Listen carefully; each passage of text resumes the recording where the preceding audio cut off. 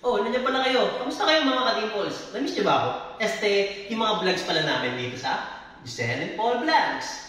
So, kami nga pala ang RK Fernandez Construction Services. Nagmagawa kami ng mga home improvements and renovations.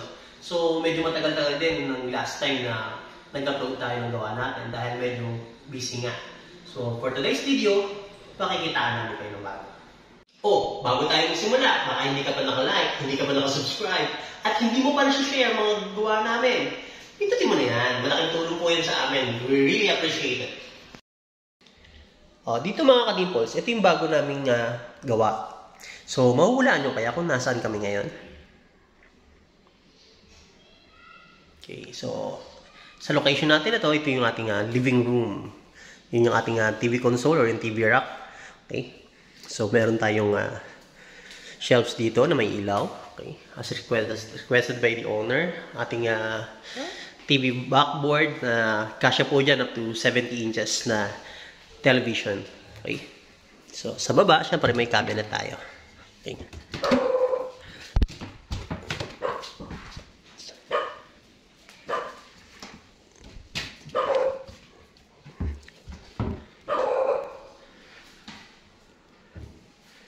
Okay. So, meron tayo ditong isang outlet at saka yung switch ng ilaw natin. Okay. And the rest po, nasa likod na. Okay. Sa likod nga pala nitong ating TV rack or TV console ay yung ating storage room. Okay.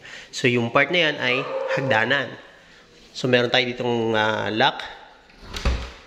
Yan. And eto po yun. So, ganito kaluwag yung ating storage room. So, meron tayong switch. Okay, yan. So, yun yung mga gamit namin. Okay.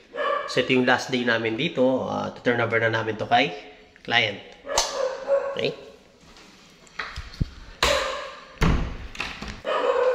So, ang next area naman natin dito ay ang ating mini bar. Sa kabilang side, yung nakikita nyo may ceiling fan doon at ilaw, doon mapupunta yung ating dining table. Okay. So, yun na yung pinaka-dining area natin. Okay. So, ating mini bar. So, meron tayo ditong lagayan ng alak. And meron pa ditong maluwag na space. Actually, pwede pa rin yung lagyan ng display. Sa either portrait or pwede pang additional na alak. Okay? Yan. Sa likod nitong mini bar, so meron pa tayo ditong shelf sa likod. And meron pa rin itong cabinet dito sa ilalim. Which is napakaluwag. Ayan guys. So, marami po talaga tayong may lalagay pa dito sa ilalim nito. So, pwede na rin yung pantry mo. Yan. And itong nakikita nyo maluwag na part dito, yung bakanting lugar na yan. Imagine niyo na lang po, meron po tayo dyan 2 doors na refrigerator. Okay? Or fridge. Okay? So, ayan. Ito na yung ating kitchen. Okay? So, dito sa unang layer, unahin natin itong upper cabinet. Ayun pala, no? Napansin nyo, biglang nagliwanag dito sa ilalim. Kasi naka-motion sensor po yung ating ilaw dyan sa ilalim na yan. So, ito yung pinaka-sensor niya. So, once na medyo lumapit tayo dito, or any part dito sa kusina, madedetect na tayo ng sensor at kung saan na siyang iilaw. So, maliwanag po yung ating kitchen area. So, try natin patayin yung ilaw, guys. Yan. So, yan. Ganyan po kaliwanag yung kusina natin kahit na patay yung ilaw dito sa area na to.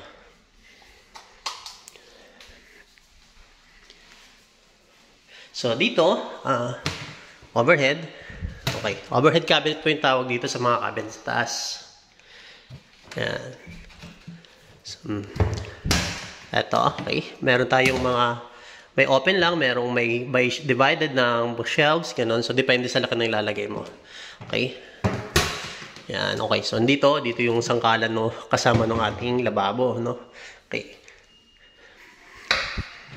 Puro mga naka-hydraulic po yung mga pinto natin dito. So, ito, sa ibabaw ng range hood natin, okay. Yan. So, yung range hood. Sa ibabaw, magagamit pa rin yung space na yan kasi yung pinaka-ducting natin, may maluwag pang space dyan sa gilid. So, yung ilaw nga pala nandun sa ilalim, pinatagos na natin doon sa ibabaw para magsilbing liwanag na rin doon sa loob. Okay? So, hindi na natin siya pinutol. Yan. So, same po dito. So, instead na patulin natin yung ilaw, pinadiretso na lang dyan sa loob para meron na siyang free lights dyan. Okay.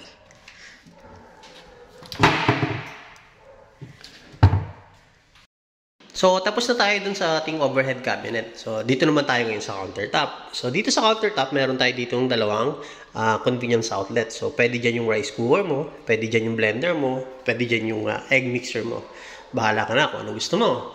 So, dito, ito yung pull down. So, yun na, nahihilay yung pinaka-gripo niya. And flexible siya. So, yun, malilinis mo yung lababo mo ng maayos. So, dito may mga kasama tong ganito, attachment, okay, para sa lababo.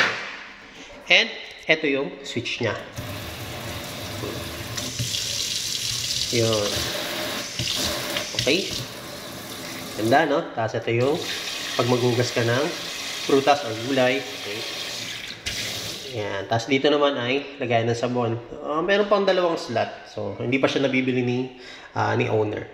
Okay. So, by the way guys, no, provided ni owner itong inilagay natin dito na kitchen sink. Okay? So, kung magpapagawa ka, po-provide mo rin yan para makapili ka based on your design and yung budget mo rin para dyan. Okay? So, nagbibigay din naman kayo mga suggestion kung alin medyo mura at magandang tingnan. So, dito naman guys, ang tawag dito ay cooktop. Okay, so ito ay gas type or naka-LPG to. Nasa baba yung pinaka-igniter nito. Okay? Dito, sa ilalim nito. So, yun, nandun. Yung linya ng igniter niya. Sasaksak mo lang yan doon. So, gagana na igniter niya. Okay? So, dito naman sa kabilang side, dito nakalagay ang ating LPG tank. So, yung LPG tank, meron siyang drawer. Para hindi ka mahirapan na maglabas-pasok nung tangke mo. Okay? So, bali itong dinidiscuss natin dito, ang tawag po dito ay under cabinet na. Okay? So, dito, itong bakante na to, yan po ay microwave. No pala, no? Oven pala. Okay, sorry guys. Oven po yung ilalagay dito ni owner. So, ang pinaka power source niya nandun din sa kapila. Okay? Kasama ng igniter. So, dito, sa ilalim naman niya ay drawer. So, bahala na si owner dyan kung anong gusto niyong ilagay. Pero malalim pa ito guys. Okay? So, nakikita niya naman. Malalim talaga yan. Okay? And, ang ginamit natin drawer ay soft close or hydraulic. So, dito, sa ilalim ng ating kitchen sink, ayan. Ganito naman yung tsura niya sa ilalim. So, malinis yung pagkakabit niyan. Maluwag siya sa ilalim. So, magagamit mo talaga yung space nitong loob na to. So, pwede kang bumili dito ng nabibili sa Shopee, Lazada na shelves. Okay. So, parang organizer mo. Okay. So, dito, sa pinakadulo, yung pinakampisa natin, sa ibabaw, ito yung pinakalagayan natin ng baso. And, meron pa tong drawer dito. Yung drawer na to, yung lagyan ng ating mga utensils, no? So, kutsara, tinidor, or kung ano pa man yung mga pwede mo ilagay dito, kutsilyo, ganun. And, naka-hydraulic din po yan. Okay. Sa ilalim naman po, lagayan na ng plato. Okay. Yan. So, ang tawag po dyan ay mga stainless pull-outs. Yan. So, yan po yung laman ng kitchen natin dito. So, depende sa budget mo, sa design na gusto mo, pwede tayong maglagay ng mga 2 to 3 pairs ng mga stainless pull-outs. Pwede rin tayong maglagay ng mga stainless condiments pull-out. Depende po yan talaga sa magiging design ng kitchen natin. So, papunta na tayo ngayon sa toilet and bath. Okay. So, dito, yung minibar pala natin. Okay. Ito nga pala, no? Pakita ko lang yung buo ng minibar. Meron tayo ditong switch ng mga ilaw. Okay. Yun ay para doon. Yan, okay. Yung nasa gitna, yung pinaka nandun sa taas, kung plate niya. And itong nasa baba, yan. Okay. So, yun yan. And meron tayo ditong saksakan. So, pwede dyan yung katulad dito, charging station, or pwede dyan yung pang kitchen nyo. Diba? Okay. So, dito na po tayo. So, itong pinto na to ay back door. Flash door po yan. So, yung lumang plain white na nilagyan natin ng design, pinagmukha natin siyang kahoy. Okay. And, ito na yung ating toilet and bath. Okay. Yan. Ang laman ng ating toilet and bath, so meron tayo ditong lavatory. So, malaki to guys. So, 80 cm yung lapad niya. And, meron tayo ditong mirror. Alright. Okay. Yan, tricolor yung mirror nito. Yung ilaw. Okay. And, yun, meron tayo itong shower. Okay. Tapos ito yung ating pinaka water closet or inodoro. Yan. Ganda. Okay. So, dito, meron tayo ditong water heater. Okay. And ito yung pinaka-shower set niya. Okay. So, ito po, water heater, shower set, itong towel bar, itong water closet, bidet, lavatory, at mirror, provided din po yan ni owner. So, yan po yung mga bagay na binigbibigay natin kay owner na sila yung magdedesisyon kung ano yung kakabit nila. So, depende po yan sa budget, syempre po nila. Okay?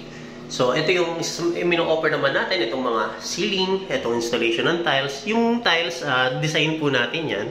Syempre, with confirmation pa rin kay owner, no? Bago natin siya ikabit. Okay? So, pina-explain lang natin kung ano yung magiging resulta. Okay? So, yung combination. So, yan. Okay. Balikan natin yung banyo. Okay. So, dito sa banyo, meron pa rin tayong exhaust fan. Okay? So, para hindi mainit dito sa loob, hindi nagmo-moist yung mga gilid-gilid, and hindi rin mabaho. Okay? So, dito, may makapansin nyo yung pinaka-mirror natin. There's some switch. Kapag pinatay po natin yung main switch nitong ilaw, mamatay na rin po yan. So, yun, mga ilang seconds lang. Pag gusto tuloy mawala. Okay? And then, kapag binuhay natin yung ilaw, kasabay siya magkakaroon ng supply. Yun. So, kasabay din niya mabubuhay yung ating exhaust fan. So, one switch, lahat ng papatay mo. Yan lang. Huwag mo kalilimutan patayin yung ilaw. So, eto na. Ito na yung buong bahay. So, nahulaan mo na ba kung nasan tayo?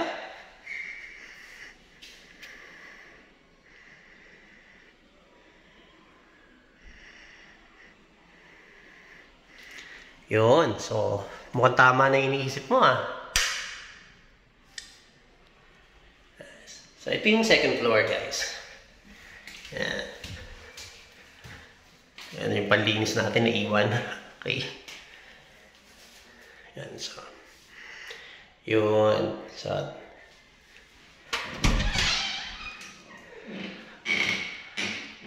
okay. Yan.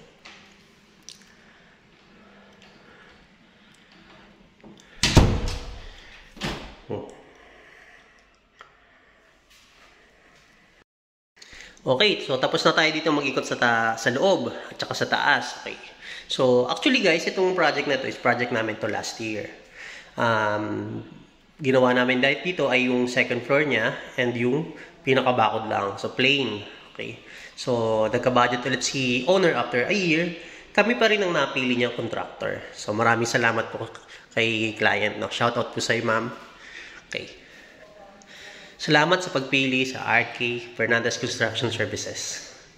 So, lalabas na tayo guys. Papakita ko na yung garahe. Yan. So, dito sa harap, wood tiles ang ginamit natin para meron tayong vibes na lanay. Okay. So, hindi ko pala na-explain yung ceiling, no? Yung ceiling po na natin dito sa labas at saka sa loob ay naka-PVC ceiling tayo. Okay. Yan, balikan natin. Yun. Hanggang kusina po yan. Okay. Yan. Okay. So, yan. May back door doon pero dito tayo dadaan sa harap.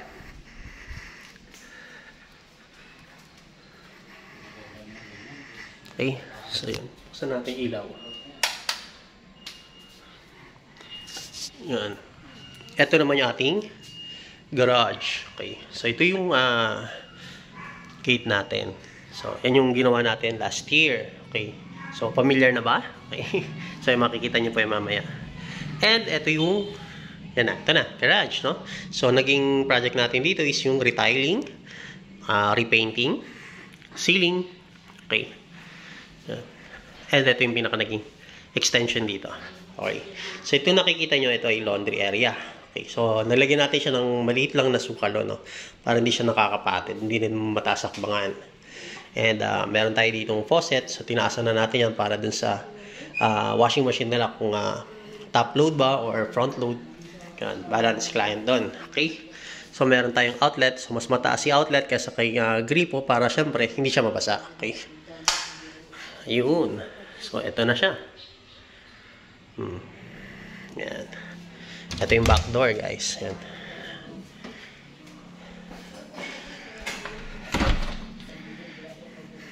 Okay. Lalabas na tayo. Okay.